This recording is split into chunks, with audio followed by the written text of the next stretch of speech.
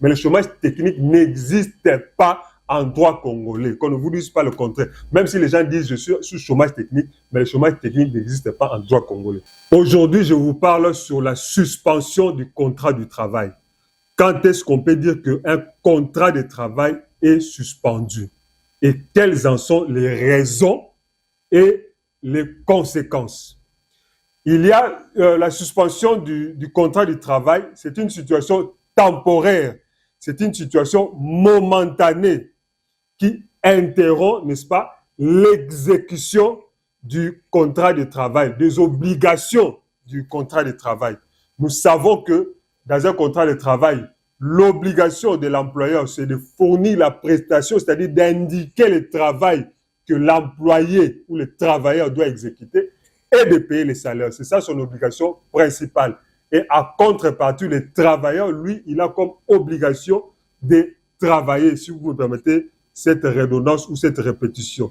Eh bien, durant la suspension du contrat, les deux parties sont excusées. Donc, ils interrompent chacun sa prestation. Donc, le travailleur ne travaille pas et l'employeur ne paye pas les salaires ou ne fournit pas le travail que le travailleur devait exécuter. Pour parler, en fait, en un français simplifié. Et ce sont les raisons qui sont données qui peuvent expliquer cela. Vous avez, à l'article 57 du Code du travail, on nous dit, sont suspensifs du contrat du travail, l'incapacité du travail résultant d'une maladie ou d'un accident. Maladie ou accident, la grossesse, l'accouchement et ses suites.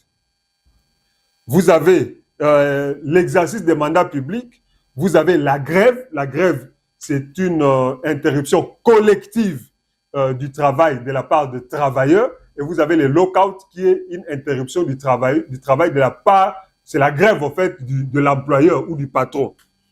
Alors, vous avez l'incarcération du travailleur ou l'emprisonnement si vous voulez.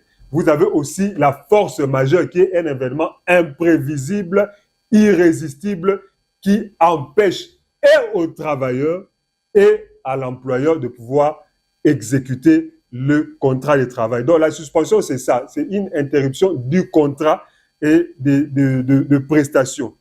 Alors, nous avons cité donc le Code du travail énumère, je pourrais dire, les causes de la suspension sont suspensives du contrat de travail. On parle de l'incapacité on parle de la maladie, de l'accident, jusqu'à la force majeure. On ne trouve pas dans notre code le chômage ou le congé technique comme étant cause de suspension. Parce que chez nous, on trouve des gens qui disent non, on a un chômage technique. Le chômage technique, c'est souvent lorsque l'employeur est confronté à des difficultés, souvent ce sont des difficultés d'ordre économique, qui l'empêchent de continuer, je pourrais dire, son activité, et alors les travailleurs sont retournés à la maison. Il y a toujours une sorte de poursuite du contrat de travail, une suspension qui ne dit pas son nom, pour des temps parfois illimités, indéfinis, alors que les causes de suspension qui sont énumérées ici sont des causes, je pourrais dire, limitées dans les temps. Au-delà de ces temps-là, le patron peut rompre le contrat de travail. Par exemple, l'incarcération, c'est pour un temps limité. Donc, on donne une durée pour l'incarcération. Par exemple, le mandat public, il y a un délai pour l'exercice du mandat public. Au-delà de ces délais-là, l'employeur est autorisé à rompre le contrat de travail. De même pour, par exemple, l'appel au drapeau, l'engagement dans l'armée. Il y a toujours un délai. Donc, en fait, la suspension, on s'est dit, vous avez deux raisons. Vous avez des raisons qui sont indépendantes de la volonté des parties, comme la maladie, comme l'accident. Et vous avez d'autres raisons, comme par exemple l'engagement dans l'armée, où le travailleur est par exemple appelé à une fonction publique. On autorise la suspension, mais cette suspension ne doit pas être à durée indéterminée. C'est pour un délai. Mais le chômage technique, on ne connaît pas les délais. Voilà pourquoi en fait le chômage technique n'est pas, comment dirais-je, organisé dans notre droit. Il faut faire attention, même si c'est une pratique. Mais le chômage technique n'existe pas en droit congolais, qu'on ne vous dise pas le contraire. Même si les gens disent je suis sous chômage technique, mais le chômage technique n'existe pas en droit congolais. D'autre part, je voulais parler des conséquences, en fait, de la suspension du contrat du travail. La conséquence principale, c'est à l'article 59, on dit les parties sont déliées de toute obligation l'une envers l'autre pendant toute la durée de la suspension du contrat. Déliées de toute obligation l'un envers l'autre. Donc, le patron n'est plus obligé de payer les salaires et, comment dirais-je, le travailleur n'est plus obligé de travailler. Mais sous réserve, par exemple, de certaines, je pourrais dire, de certaines exceptions.